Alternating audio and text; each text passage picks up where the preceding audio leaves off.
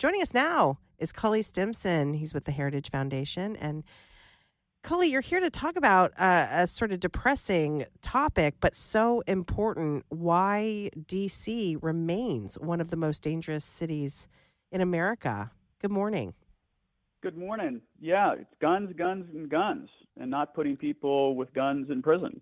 You have I looked at yeah. Go ahead. I'm sorry, but I mentioned this last hour. You have an amazing statistic in this Daily Signal piece that you wrote that between 2018 and 2022, only 1.7% of people arrested for carrying a pistol without a license were sentenced to prison. That is astonishing to me. Yeah, it's mind-boggling, and it was in the Washington Times. And look, I pulled the data from the District of Columbia Sentencing Commission, who actually have been quite responsive to my request for data.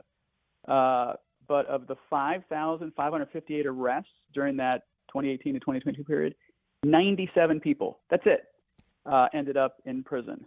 And carrying a pistol without a license, CPWO, is the number one charge for gun packers in D.C. I'm not talking about the person who has a license, who accidentally keeps it in their glove box and drives in the city and gets arrested. Those cases get dismissed. I'm talking about bad dudes. Yeah. And so it's amazing. So I unpacked the data, Julie and Hans, and as you know, it's pathetic compared to other DA offices. A third of the cases. And I'm sure, Cully, I mean, this is part of the reason that doesn't D.C. have one of the highest murder rates, unfortunately, of any city in the country? Yep, fourth. They routinely rank fourth in the country behind New Orleans, St. Louis, and Detroit. And even when Muriel Bowser says, oh, we're making a lot of progress, and she writes the D.C., Trump's, Make America Great, Make America Safe campaign, she doesn't mention the fact that, or she doesn't know, that we're still fourth. And even the 34% drop-off from 23 to 24 makes us fourth in the country. But if D.C. was a state, Hans, we'd have the highest homicide rate of any state in the country. And that's just pathetic. So what is the reason? Yeah. What are the reasons behind this particular problem? Yeah. First off, a third of the cases, 1/3, basically 1,933 of those cases, the U.S. Attorney's Office just refuses to file a charge on, period. And these are not hard cases, guys. Either we're carrying a pistol or you weren't, and you didn't have a license or you did. That's it. Two elements.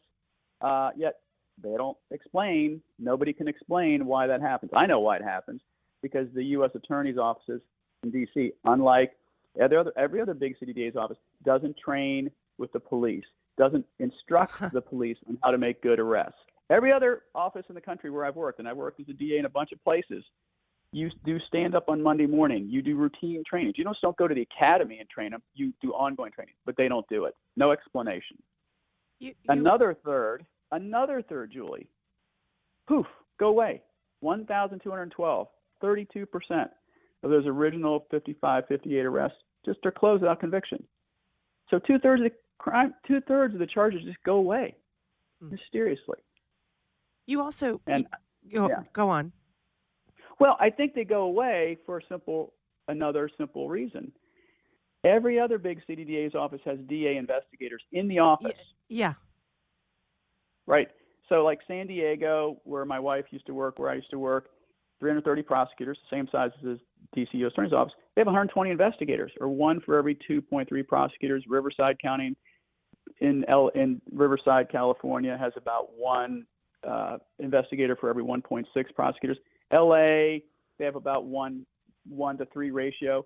D.C., of the 330 prosecutors, they got 3. So 330 3 DA investigators. 3D. Oh my God. So that's unbelievable. What is the excuse there? I mean, are they, because it's all going to go back to, they're going to say, well, we need more funding. I mean, how can San Diego DA's office have that ratio and DC doesn't? Is that a staffing choice? Meaning, why are they not allocating more money to bring in more investigators? I think it's because they don't see themselves as a big city DA's office, and they don't staff themselves as such. They see themselves as a highfalutin U.S. Attorney's office. When they are, yeah, fine, but they handle local crime, so they're a unique office. Oh, But interesting. no one who's ever been the DA, been the U.S. attorney there, has ever been a big city DA.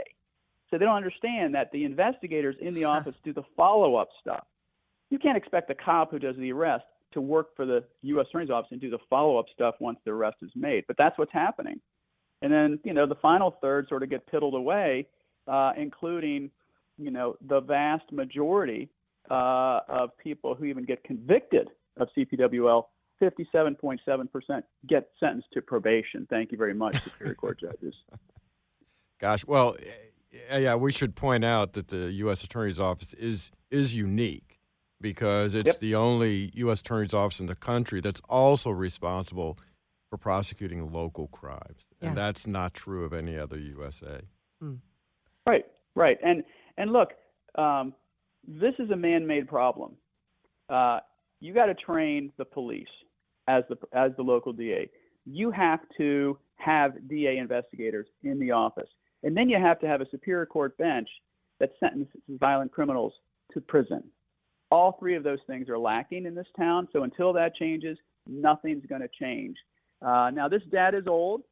It's 2018 to 2022. I suspect when I get the data for 23 and 24, it's going to be the same.